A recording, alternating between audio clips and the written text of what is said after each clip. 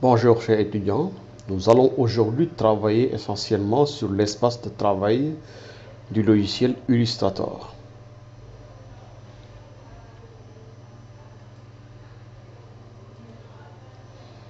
Donc dans cette première séquence, essayez de comprendre la philosophie de l'espace de travail d'Illustrator. Donc je rappelle que tous les logiciels de la suite Adobe ont à peu près le même espace de travail. Donc les mêmes outils, la même philosophie des palettes et des calques. Donc dans cette séquence, on reviendra de manière générale sur la manipulation aussi des outils au niveau de l'espace de travail. Donc l'objectif dans cette séquence est de maîtriser le logiciel d'abord Illustrator, ce que c'est que le logiciel Illustrator, mais aussi de travailler un peu sur le principe des calques et sur comment créer des espaces de travail et manipuler les objets. Donc interface de travail, présentation du logiciel, donc c'est au niveau du premier chapitre. Donc ça résume tout ce qui se trouvera sur le premier chapitre.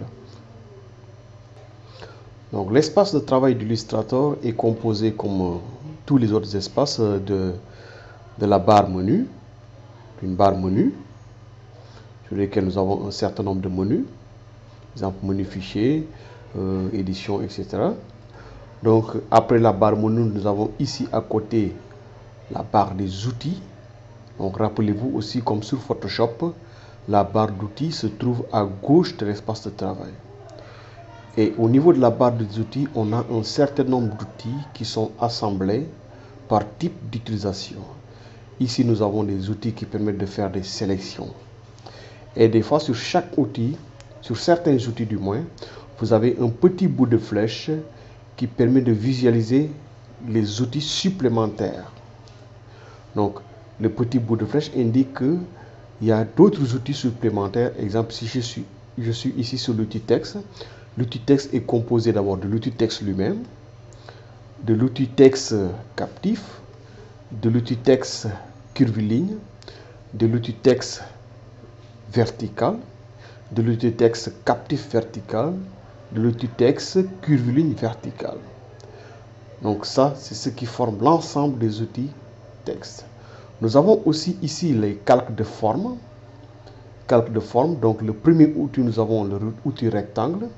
Quand on clique sur le bout de flèche, nous avons les autres outils rectangles, outil rectangle arrondi, outil ellipse qui permet de créer des cercles, outil polygone qui permet de créer des polygones, c'est-à-dire quelque chose qui a plusieurs angles, outil étoile qui permet de créer des étoiles, et enfin outil halo.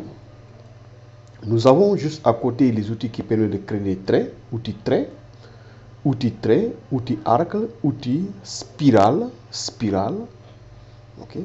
Donc un certain nombre d'outils au niveau de la barre des outils.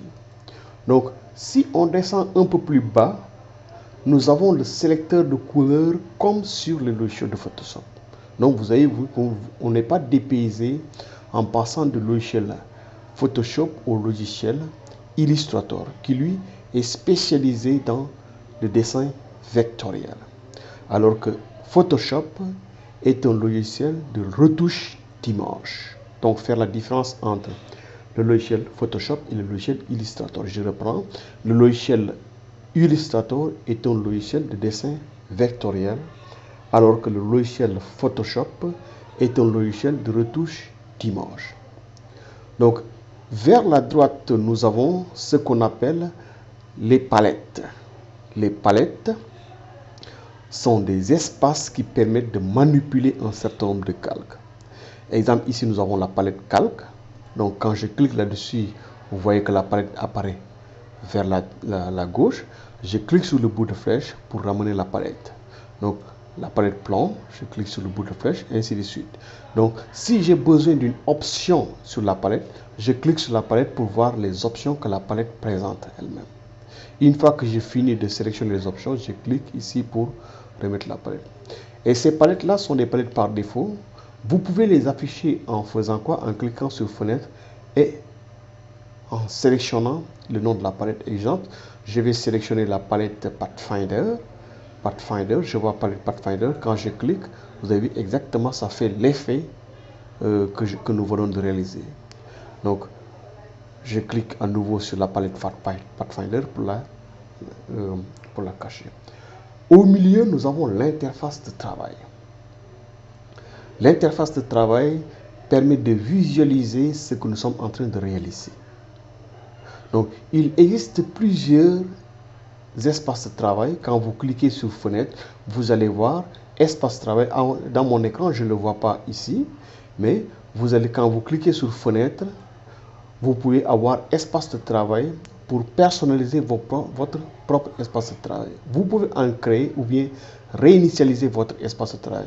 Ici, j'ai l'option nouvel espace de travail ou bien gérer les espaces de travail. Donc, au niveau de l'onglet affichage permet d'afficher un certain nombre d'options. Exemple, si nous voulons afficher les repères, on clique sur repères et voilà ici repères commentés qui permet de faire quoi? D'activer les repères commentés. On reviendra en TP pour voir la différence entre ce que c'est que les repères et les repères commentés. Sur Illustrator aussi, vous avez la règle. La règle permet de faire quoi? De sélectionner des repères. Donc, vous pouvez afficher la règle. Là, c'est parce que nous n'avons pas encore créé un document, parce que l'espace de travail est vide. Donc, il y a des options qui ne sont pas activées. Et chaque fois que les options ne sont pas activées, cela veut dire qu'il n'y a pas encore de document sur lequel nous sommes en train de travailler. Donc, l'espace est vide pour le moment. Donc, vous avez les effets.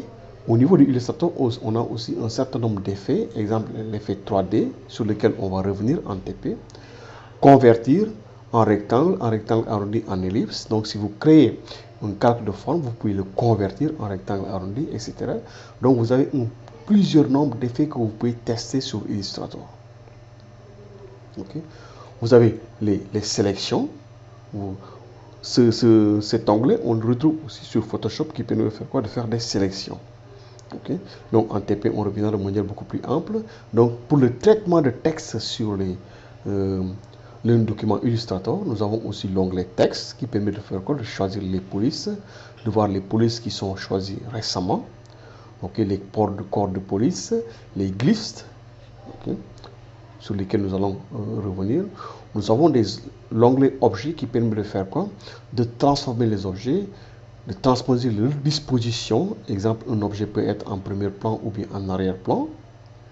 Nous avons les associations d'objets, comment associer des objets pour en faire un seul et même objet, comment les dissocier, comment verrouiller les objets.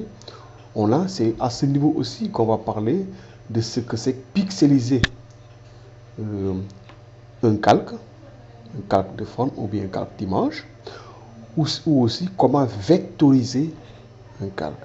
Donc vous avez une image numérique que vous voulez vectoriser. Donc je rappelle ce que c'est qu'une image numérique. Une image numérique, c'est une image qui a été acquise avec un périphérique d'acquisition d'image tel qu'un appareil photographique. Tandis qu'une image vectorielle est une image dessinée. Okay? Donc, nous avons tout ce qui est édition. Édition, on ne va pas tarder sur ça. On a toujours cet onglet-là au niveau des logiciels de traitement de texte. Donc, de manière générale, on vient de faire le tour sur l'interface du logiciel Illustrator qui a un fort rapprochement avec l'interface du logiciel Photoshop. Cependant, ce qui reste à définir, c'est comment maintenant utiliser ce logiciel-là. Donc, l'utilisation de ce logiciel est un peu différente de l'utilisation du logiciel Photoshop. Donc, on reviendra de manière beaucoup plus approfondie dans une seconde vidéo pour voir comment maintenant manipuler ce logiciel-là.